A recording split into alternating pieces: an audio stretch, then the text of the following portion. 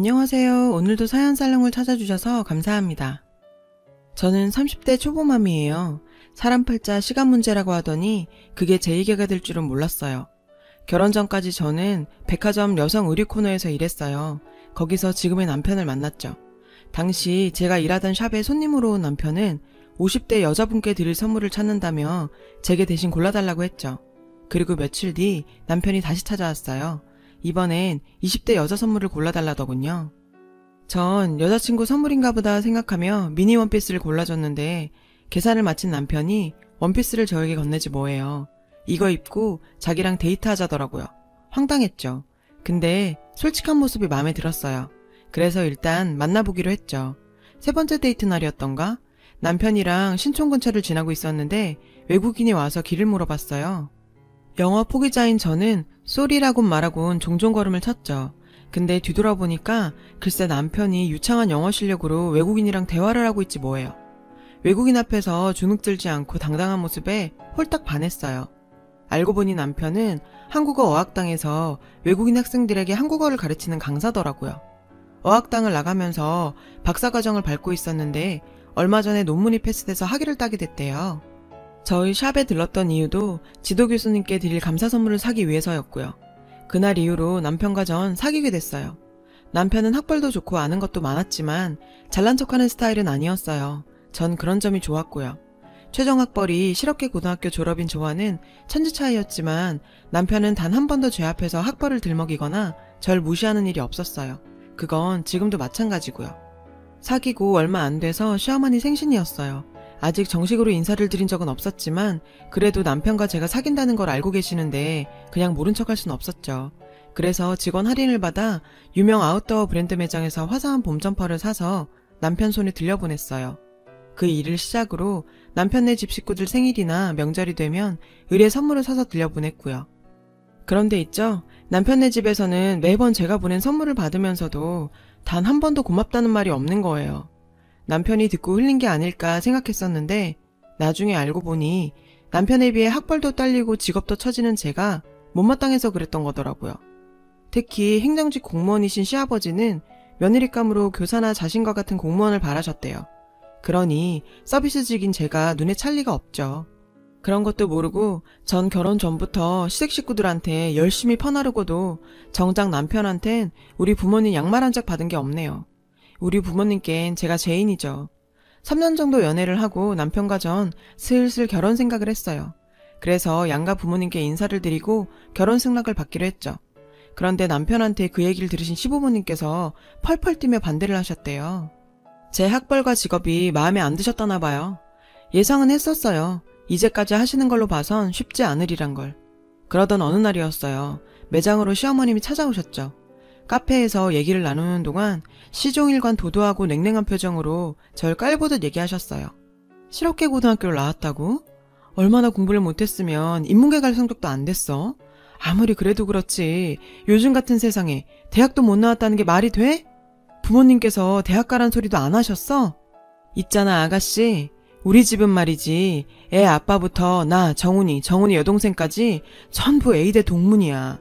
우리 양쪽 집안 통틀어서 대학 졸업장 없는 사람이 없다고.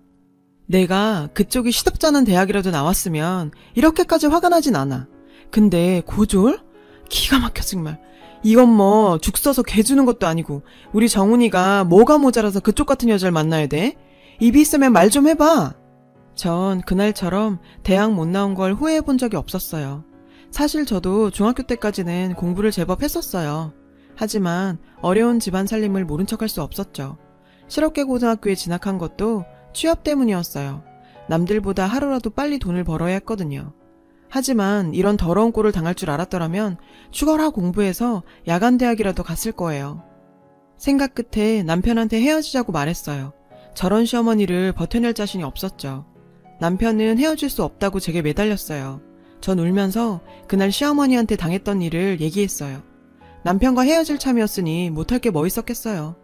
그리고 나도 우리 집에서 귀한 딸인데 이런 대접 받으면서 결혼하고 싶지 않다고 했죠. 결혼 전에도 이런 식인데 결혼하면 날 사람으로나 보겠냐고요. 그리고 결정적으로 이런 일로 저희 부모님 속상하게 해드리고 싶지 않다고요. 평생 고생만 해오신 부모님이 무슨 죄냐고요. 부모님께 효도는 못할 망정 불효는 하고 싶지 않았어요. 제 얘기를 들은 남편은 그제야 제 뜻을 따라줬어요.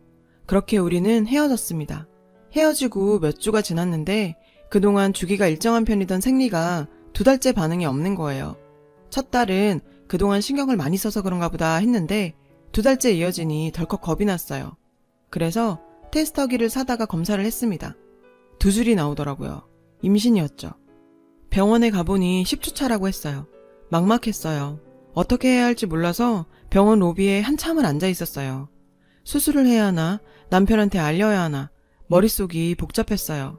수술을 하면 다음날 바로 출근할 수 있을까? 중절 수술을 했다가 나중에 임신을 못하게 되면 어쩌지?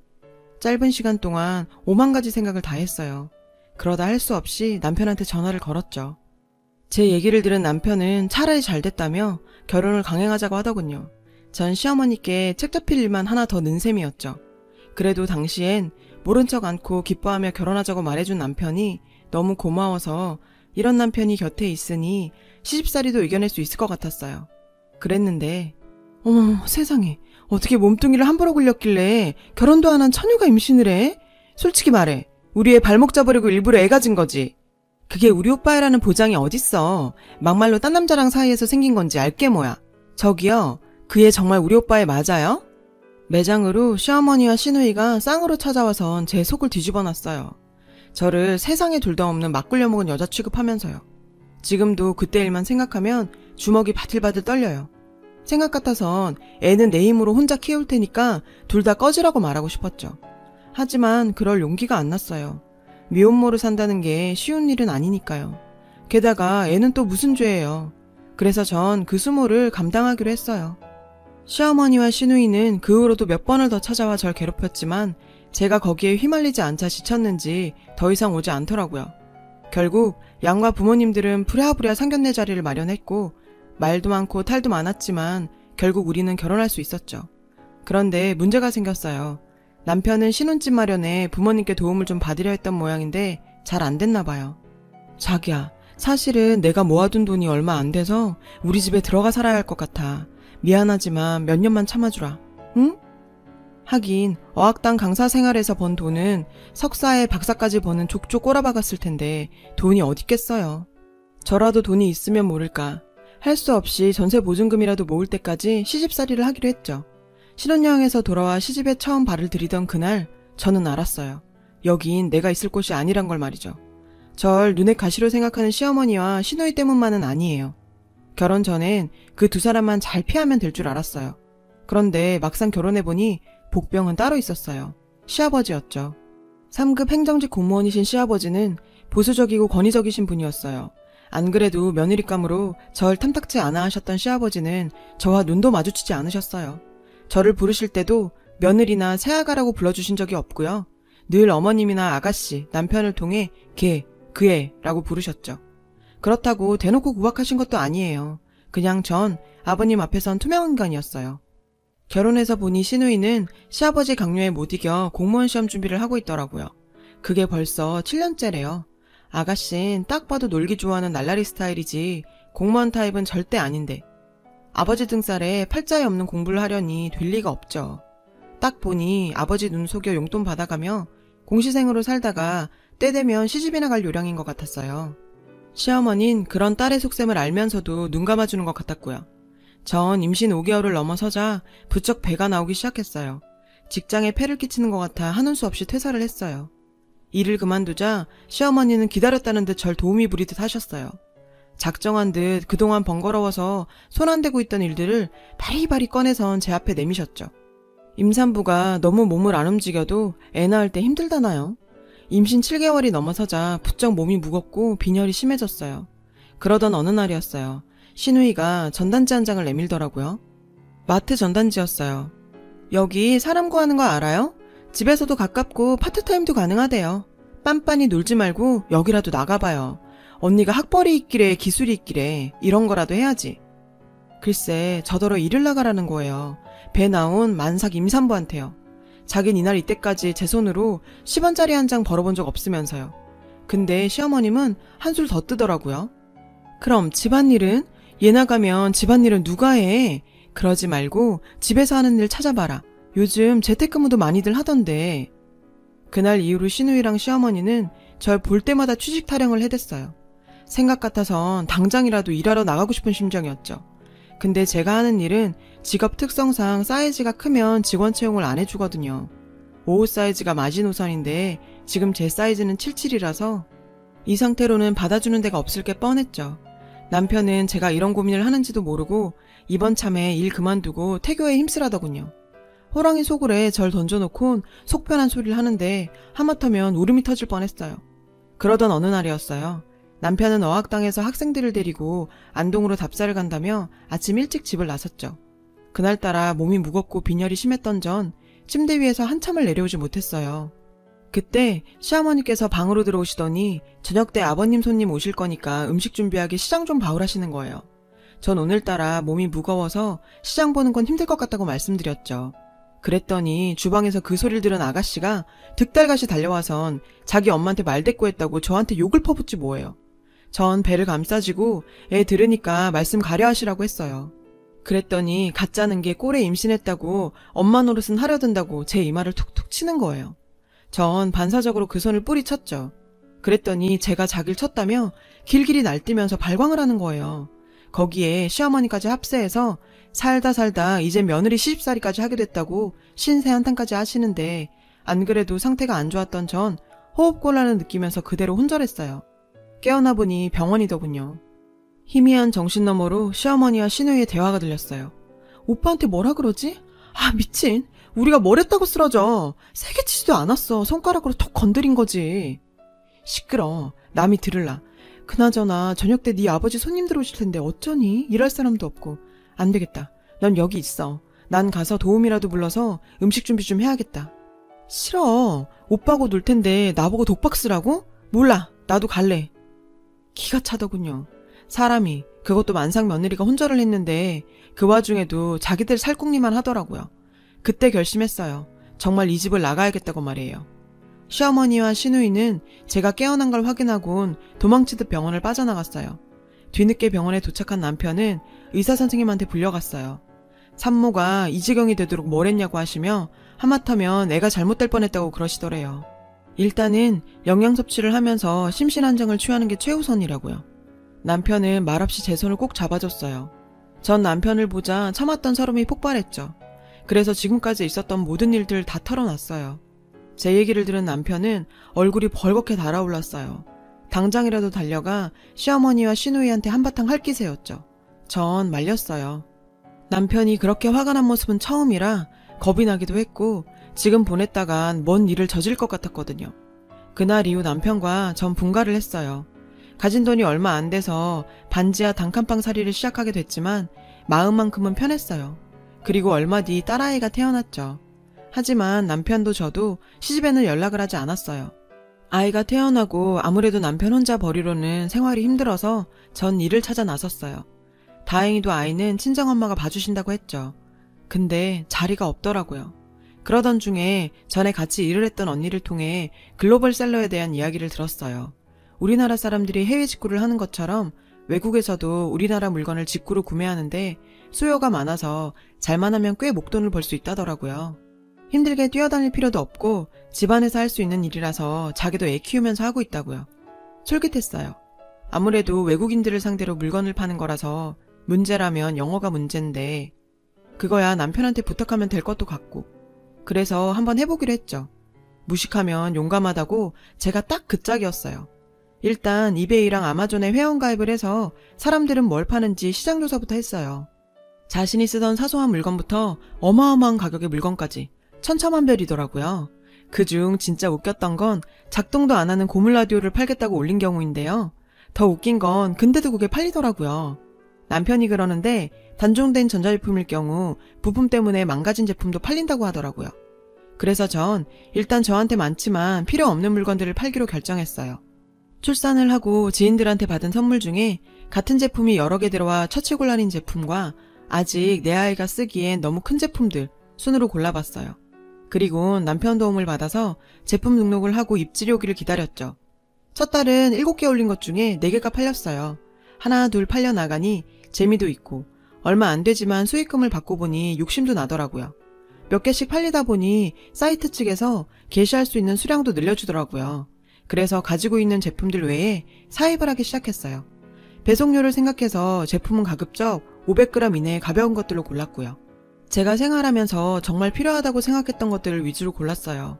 그렇게 골라보니 주로 육아에 관한 것들이 많더라고요. 해외에서 포대기가 유행이란 얘기를 듣긴 했는데 정말 잘 나가더라고요. 엄마 가방, 아기띠, 덮버선도 잘 나갔고요. 리스트 품목이 늘자 주문 속도도 빨라지고 그럴수록 뭐가 부족한지도 보이더라고요. 아무래도 우리나라 사람들이 아니라서 생소한 제품에 대해 거부감이 있을 것 같아서 제품 설명을 좀 더 구체적으로 해야 할 것 같았어요. 사진 자료와 상세 설명을 더 덧붙였더니 매출이 껑충 뛰어올랐어요. 그렇게 저는 조금씩 글로벌셀러로 자리를 잡아갔어요. 일을 하다 보니 영어도 금세 늘더라고요. 기본적인 비즈니스 소통은 가능하게 됐죠. 매출도 순조롭게 늘어가다 보니 욕심이 났어요. 그래서 아이를 친정엄마한테 맡기고 본격적으로 이쪽 일에 뛰어들었죠. 3년 뒤 집도 사고 차도 바꾸고 돈 버는 재미에 빠져 시간 가는 줄 모르던 어느 날 시댁 소식을 듣게 됐어요. 시아버님이 공무원을 그만두시고 친구분 사업에 투자를 하셨다는 소식과 시누이가 클럽에서 만난 남자와 원나잇을 했다가 덜컥 임신을 해버려서 결혼을 하게 됐다는 소식이었죠. 남편은 그 사람들 사는데 관심 없다며 결혼식에도 안 가겠다고 하더라고요. 근데 전 꼭 가보고 싶었어요. 받은 만큼, 아니 이자 쳐서 되갚아주고 싶었거든요. 그래서 큰맘 먹고 산 명품 투피스를 입고 샵에서 메이크업까지 받고는 식장으로 향했죠. 시집 식구들은 벤츠를 끌고 식장에 도착한 절 보고는 기가 차다는 듯 혀를 찼어요. 애가 정신 있는 애야 없는 애야? 남의 자식 꼬드겨 나가 살더니 이제 혓바람까지 들었니? 꼴에 샤넬에 벤츠까지 하다하다 이제 남의 차까지 빌려 타고 다니니? 빌려 타긴요. 제가 차를 왜 빌려 타요? 어머님은 남들한테 옷이랑 차도 빌려 쓰고 다니시나 봐요. 궁상맞겠으리. 어머님, 저 이 정도는 벌어요. 저희요, 제가 번 돈으로 집도 사고 차도 사고 떵떵거리며 잘 살아요. 니깎게 뭘 해서 돈을 벌어? 글로벌셀러라고 들어보셨어요? 한마디로 외국인한테 인터넷으로 물건 파는 일이에요. 그게 재미가 쏠쏠하더라고요. 돈 좀 벌었다는 말에 시집 식구들은 눈이 동그래졌어요. 그 집에서 인권 취급도 못 받던 며느리가 벤츠 끌고 샤넬 걸치고 다닐 정도로 돈을 벌었다니까 놀랐겠죠. 게다가 지금 시집 형편이 말이 아니거든요. 시아버진 공무원 그만두고 퇴직금까지 다 털어서 지인 사업체에 투자했는데 알고 보니 글쎄 그게 다단계였다지 뭐예요. 수익은커녕 일당이 이미 돈을 해외로 빼돌려서 10원 한 잔 못 건지고 탈탈 털렸다고 하더라고요. 거기다 시어머니랑 시누이가 집을 담보로 빌린 돈으로 카페를 차렸다가 홀라당 말아먹고 사채까지 끌어 쓰다가 결국 집도 절도 없는 신세가 됐다나 봐요. 그나마 아가씨는 애를 빌미로 빚잔치 중인 친정을 떠나 결혼을 하게 된 거고요. 예 아가, 너희 형편이 나아졌다니 다행이구나. 그래, 지금 사는 곳은 어디니? 놀랐어요. 아버님이 처음으로 절 아가라고 불러주셨거든요. 근데 하나도 기쁘지 않았어요. 그 속이 훤히 보였으니까요. 적어도 저한테 궁금한 게 있다면 그건 어디 사는지가 아닌 출산은 잘 했는지, 아이는 딸인지 아들인지 그거여야 하는 거 아닌가요? 한남동에 살고 있어요. 56평 아파트에서요. 그래? 거긴 방이 몇 개니?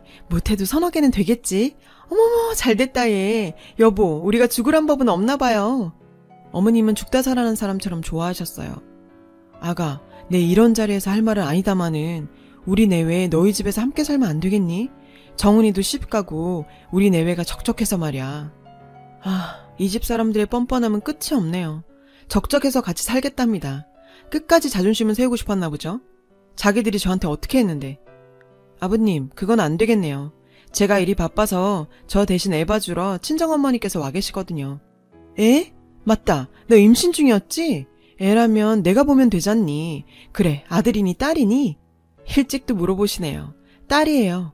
근데요 전 어머님께 제 딸 못 맡겨요. 어머님이 딸을 어떻게 키웠는지 다 아는데 어떻게 제 딸을 맡겨요? 그럼 아가 우리 내외에 들어가 살 집이라도 하나 구해주면 안 되겠니? 크지 않아도 된다. 두 사람 먹고 살 정도면 돼. 아버님 그걸 왜 제가 해드려야 하죠? 아버님도 저희 살 집 안 해주셨잖아요. 기브앤테이크 모르세요? 제가 아버님께 사람이긴 했어요? 자신들 뜻대로 제가 움직여주질 않자 시어머니는 눈물 작전을 쓰더라고요. 예, 애미가 이렇게 빈다. 우리가 정말 갈 곳이 없어서 그래. 이 결혼 치르는데 있는 돈 없는 돈 탈탈 털었고 이번에 축의금 나오는 걸로 월세 방 구해야 할 판이야.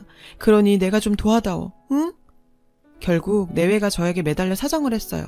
하지만 제 마음은 꿈쩍도 안 했죠. 너무 사무치게 당해서 그런가 봐요. 그랬더니 엄마 아빠 그만해. 뭐 이런 거한테 구질구질하게 빌고 그래. 자기가 돈 좀 벌었다고 뭐라도 된 줄 아는 모양인데 웃기지 마. 고작 옷가게 점원이라던 주제에. 그게 어때서요? 평생 부모 등골 빼먹으면서 놀고 먹던 만년백수 아가씨보다 나은데요? 뭐요? 언니 미쳤어요? 미칠 뻔했죠. 그런 집구석에서 살면서 안 미친 게 용하죠. 근데요, 다른 건 몰라도 그 집에 있으면서 딱 한 가지는 확실히 배웠어요. 가방끈 길다고 인성까지 보장되는 건 아니라는 거요. 어머님, 툭하면 학벌 타령하셨죠? 제가 못 배웠다고 당신들 발톱에 낀 때만큼도 생각 안 하셨죠?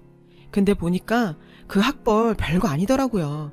저요, 요즘 어머님이 그렇게 자랑하시던 애대학 나온 직원들 부리며 살거든요. 직원들 월급 줄 때마다 어머님 생각해요. 그리고 아가씨, 뱃속에 애 누구예요? 결혼하려는 남자애 맞아요? 내가 아가씨 성생활을 익히 알다 보니 노파심이 생겨서 말이에요. 괜히 속이고 결혼했다가 나중에 뽀록 나면 그 집에서 쫓겨나는 건 시간 문제잖아요. 이 무식한 년이 어디서 까불고 지랄이야. 엄마, 쟤 내쫓아. 당장 내쫓아. 지랄? 좋은 날 어디 한번 머리 풀고 본격적으로 지랄해 볼까요? 저요, 그 집에서 눈 감고 귀 막고 산 거 아니거든요? 나 뚜껑 열리면 이 결혼 조용히 안 끝나요? 그리고 끝으로 경고하는데요. 앞으로 저한테 함부로 하지 마세요. 한 번만 더 저한테 예전처럼 다 했다간 아가씨 결혼 생활은커녕 평생 얼굴 못 들고 살게 해줄 테니까요. 제 말 못 믿겠으면 어디 한번 해보세요. 내가 빡 돌면 어떻게 되는지 잘 보게 되실 테니까.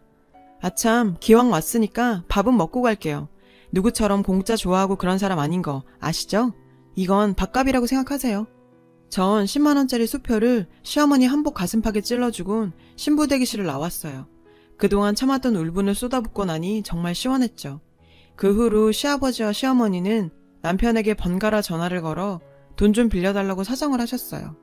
하지만 남편은 단호하게 거절을 했죠. 저요, 앞으로 참지 않을 거예요. 저런 사람들한테는 참는 게 미덕이 아니라 참는 게 호구라는 걸 알아버렸거든요. 지금까지 제 사연을 들어주셔서 감사합니다.